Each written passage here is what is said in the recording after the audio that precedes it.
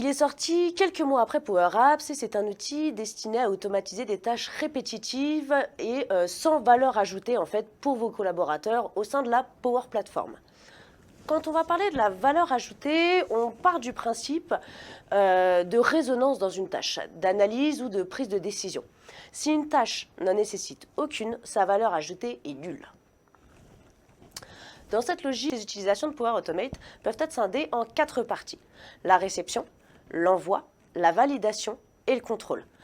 Le contrôle, il est quand même à aborder sous un aspect de collaboration. Les 2 premières utilisations en fait vont être centrées sur vos activités et les 2 suivantes sur celles des autres et donc de vos collaborateurs. En gros, je m'explique. La première utilisation va être la réception. Elle peut concerner un envoi par mail mensuel sur des données hors de votre organisation, comme de la comptabilité si elle est externalisée, donc liée à un logiciel d'extraction comptable qui n'intègre pas la Power Platform, par exemple un ERP ou Sage, l'actualisation d'un fichier sous SharePoint ou l'ajout d'une ligne dans un formulaire. En programmant Power Automate, vous pouvez par exemple lui dire « Si je reçois un mail de Pierre, qui est votre collaborateur, avec une pièce jointe contenant le mot « compta » dedans, tu me places ce fichier à tel endroit sur mon SharePoint. » Ou encore, si un fichier présent sous SharePoint est modifié, tu m'actualises le Power BI qui reprend ces données. La logique en fait va rester la même pour les listes. Power Automate vous indiquera bien sûr la bonne réalisation ou non du flux, car avec ces outils, une démarche se construit en étapes et s'appelle un flux. Deuxième utilisation, c'est l'envoi. Tous les mois, vous pouvez être amené à une date fixe à réaliser des envois de fichiers retravaillés ou avec une mise en forme spécifique. Donc, on a déjà abordé en fait la notion de retravail et de mise en forme sous query.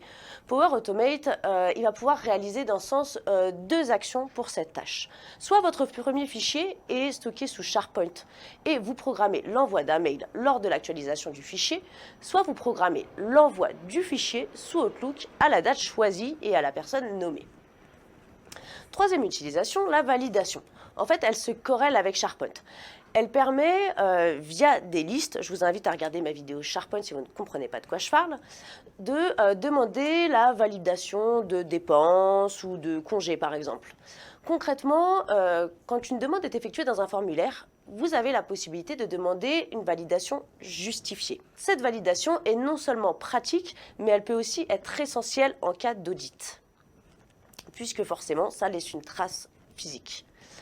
La 4e condition, ça va être le contrôle, donc toujours sous l'aspect de la collaboration. Supposons que vous ayez des collègues qui doivent mettre à jour des données. Vous pouvez également programmer l'outil pour qu'il vous alerte lors de la modification du fichier. Vous pouvez être averti lors de la création ou de la suppression d'une liste ou d'un fichier sous SharePoint.